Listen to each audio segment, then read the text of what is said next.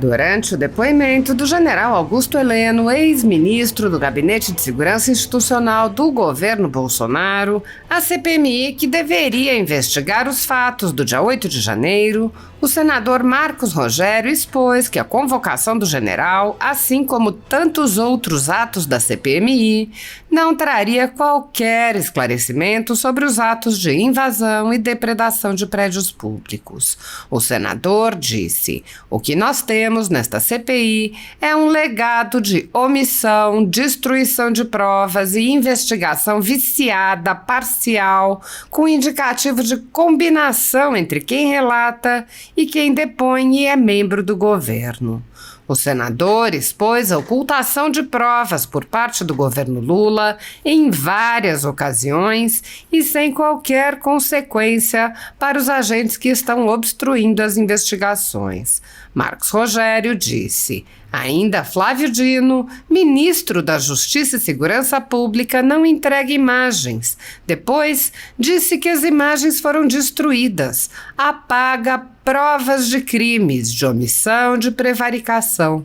G. Dias manda adulterar documentos, destrói evidências de provas das conversas que teve dias antes, no dia 8 e após o dia 8, e informações que obtivemos aqui através da entrega dos dados telefônicos do Saulo, ex-Abin. Mas as mais de 100 páginas que transcreviam as mensagens trocadas no telefone do Saulo não foram encontradas no telefone de G. Dias. E quem sabe que está em curso investigação e destrói provas, comete crime." Marcos Rogério apontou que, mesmo com todas as denúncias de omissão e de obstrução das investigações, o general do Lula foi tratado pelos lulistas como se fosse um servidor exemplar. E o general Heleno, que sequer participava do governo no dia 8 de janeiro, estava ali sendo achacado pelos parlamentares lulistas. O senador disse: "São cúmplices da cegueira deliberada, da omissão dolosa. Um ministro que, sabendo de tudo, nada fez para evitar o fatídico 8 de janeiro. Pelo contrário. O senador lembrou os depoimentos dos generais G. Dias e Dutra e afirmou: "Escolheram não fazer nada, escolheram não agir, escolheram deixar acontecer."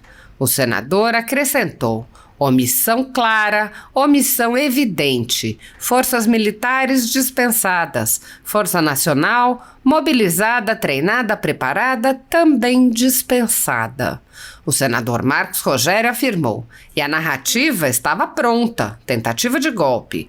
Tudo isso para lançar mão de algo que já estava guardado no bolso do paletó, a narrativa do golpe.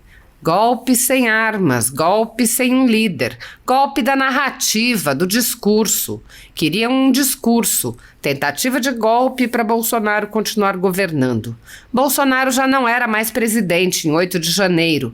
Bolsonaro já não estava mais no Brasil nessa data e Bolsonaro é capitão. Mas na lógica dos lulopetistas, dos esquerdos da vida ou coisa que o valha, o capitão vira presidente no pós-golpe. Mas na diarreia verbal das narrativas, eles não conseguem colocar de pé aquilo que todos os dias repetem aqui feito papagaios: golpe, golpe. O golpe é o golpe das narrativas." O senador lamentou que a CPMI, sob o comando de governistas, não tenha investigado. Ele disse: "Então, eu lamento que a gente esteja aqui fazendo esse esforço todo nessa CPI e que a gente não consiga avançar para apurar aquilo que realmente importa. Eu repito aqui e concluo: eu nunca afastei aqui a imputação de crimes à conduta daqueles que invadiram e praticaram quebra-quebra. Cometeram crimes sim, mas cometeram crimes graves aqueles que tinham o dever legal, a obrigação legal de agir para proteger e não protegeram. Tudo isso era possível ser evitado e não foi." Com a tomada da CPMI pelo governo, a comissão repetiu, inclusive com alguns dos mesmos personagens, a CPI da pandemia, que ficou conhecida como CPI do circo e que serviu principalmente para perseguição política, enquanto se recusou a investigar indícios de corrupção com os recursos enviados pelo governo federal para os estados e municípios. A CPI da pandemia também não poupou esforços em humilhar pessoas e empresas que manifestaram apoio ao ex-presidente Jair Bolsonaro, além de quebrar sigilos sem qualquer fundamentação, vazar dados sigilosos para a velha imprensa e ameaçar pessoas de prisão. O procedimento é o mesmo observado em inquéritos conduzidos em cortes superiores. Matérias da velha imprensa atribuem um rótulo ou marca a um grupo de pessoas e isso é tido como suficiente para quebras de sigilos, interrogatórios, buscas e apreensões, prisões e confiscos, após promover uma devassa nas pessoas e empresas, no que é conhecido como Fishing Expedition. Os dados são vazados para a velha imprensa, que então promove um assédio de reputações que dá causa a novas medidas abusivas. Conforme vários senadores já notaram, os procedimentos são comumente dirigidos aos veículos de imprensa independentes, em evidente tentativa de eliminar a concorrência, controlar a informação e manipular a população brasileira. Em um inquérito administrativo no Tribunal Superior Eleitoral, seguindo esse tipo de procedimento, o ministro Luiz Felipe Salomão ordenou o confisco da renda de diversas pessoas, sites e canais conservadores, inclusive a Folha Política. A decisão recebeu elogios dos ministros Luiz Roberto Barroso, Alexandre de Moraes e Edson Fachin. A decisão não discrimina os conteúdos e atinge a totalidade da renda dos sites, com o objetivo de levar ao fechamento dos veículos por impossibilidade de gerar renda. Há mais de 26 meses, todos os nossos rendimentos são retidos sem qualquer base legal. Se você apoia o trabalho da Folha Política e pode ajudar a impedir o fechamento do jornal, doe qualquer valor à empresa Raposo Fernandes através do Pix, utilizando o QR Code que está visível na tela ou o código ajude@folhapolitica.org. Caso não utilize Pix, há a opção de transferência bancária para a conta da empresa Raposo Fernandes, disponível na descrição deste vídeo e no comentário fixado no topo. Há mais de 10 anos, a Folha Política vem mostrando os fatos da política brasileira e dando voz a pessoas que o cartel midiático quer calar. Pix ajude@folhapolitica.org. Assista. Obrigado, deputado Ramage. Passa a palavra ao próximo orador inscrito, senador Marcos Rogério. Senhor presidente, senhoras e senhores parlamentares, cumprimento o general Heleno pelo depoimento que presta e pela firmeza, pela serenidade, pela paciência. E eu vou fazer algumas observações, mas não vou lhe fazer perguntas.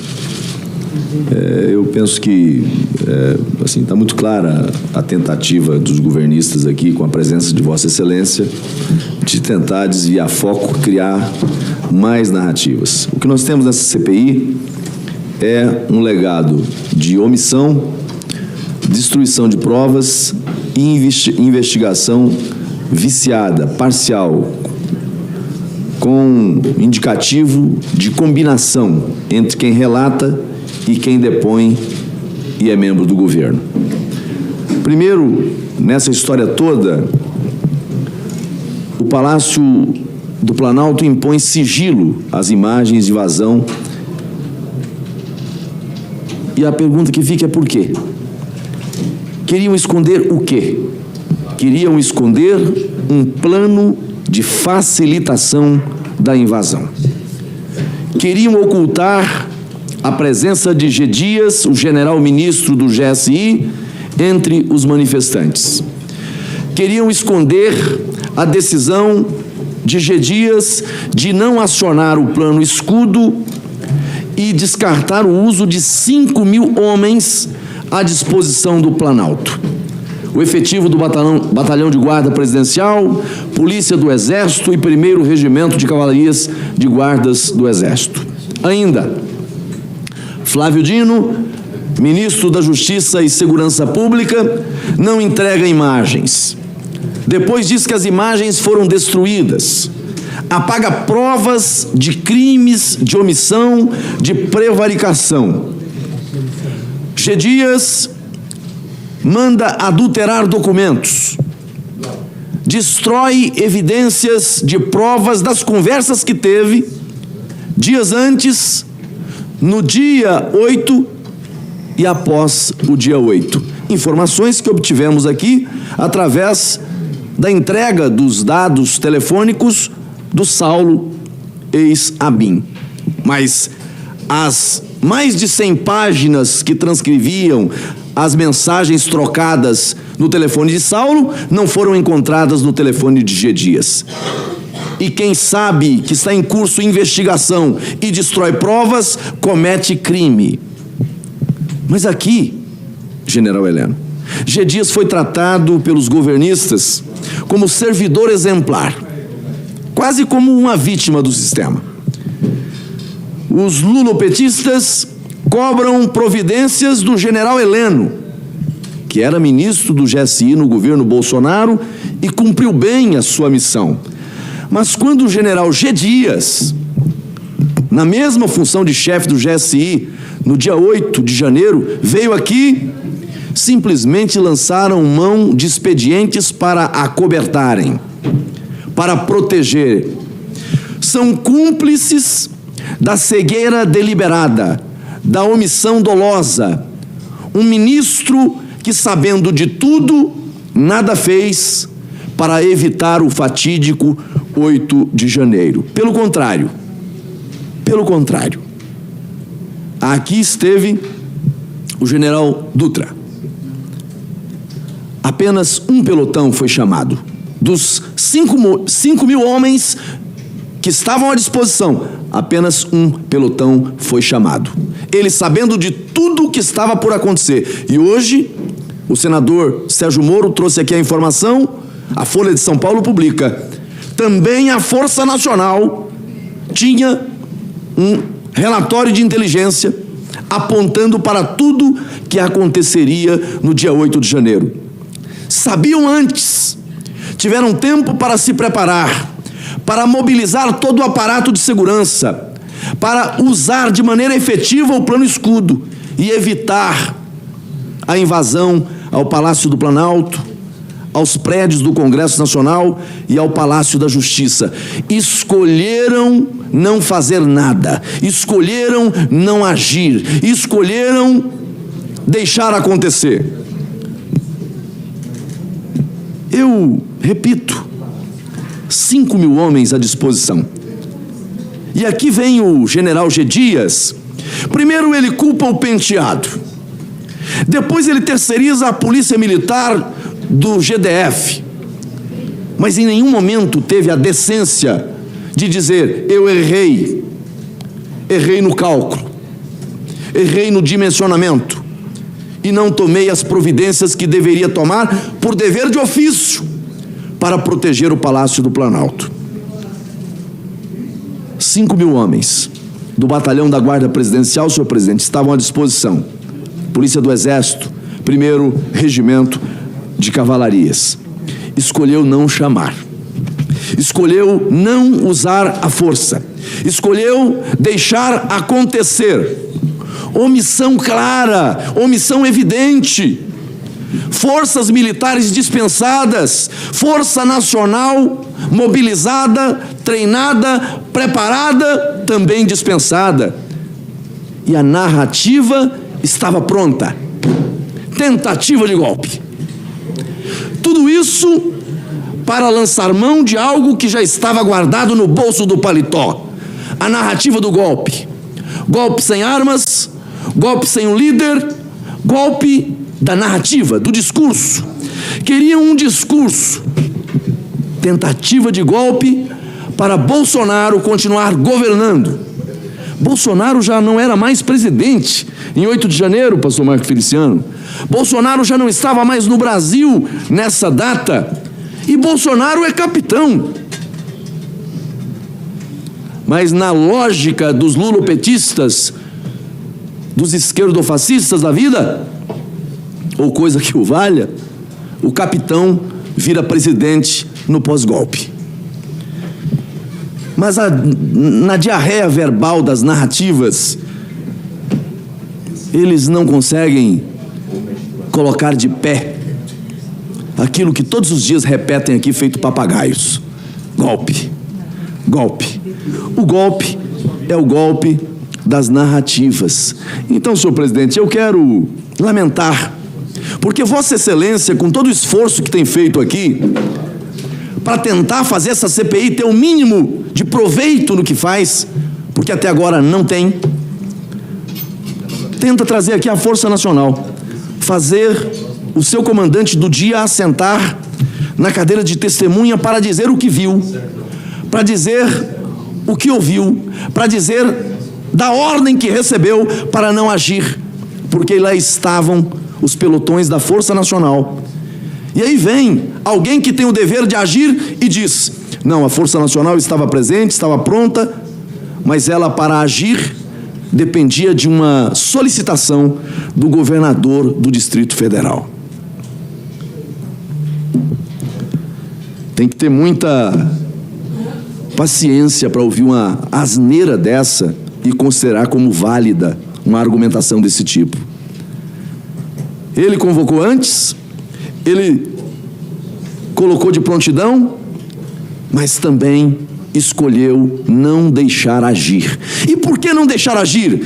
É preciso voltar no tempo para observar qual era o cenário naquele momento. Os muitos questionamentos, as muitas dúvidas, as inquietações, o inconformismo.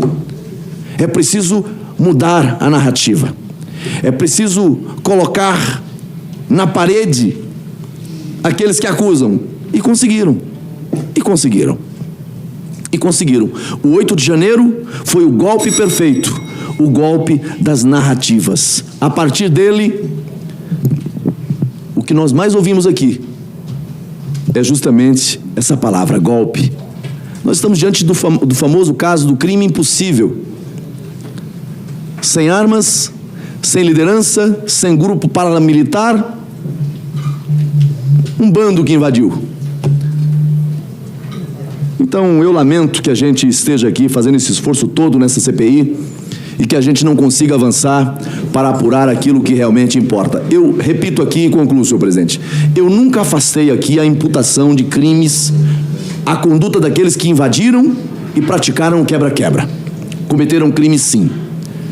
Mas cometeram crimes graves aqueles que tinham o dever legal, a obrigação legal de agir para proteger e não protegeram. Tudo isso era possível ser evitado e não foi. Muito obrigado, senhor presidente. Muito obrigado, senador.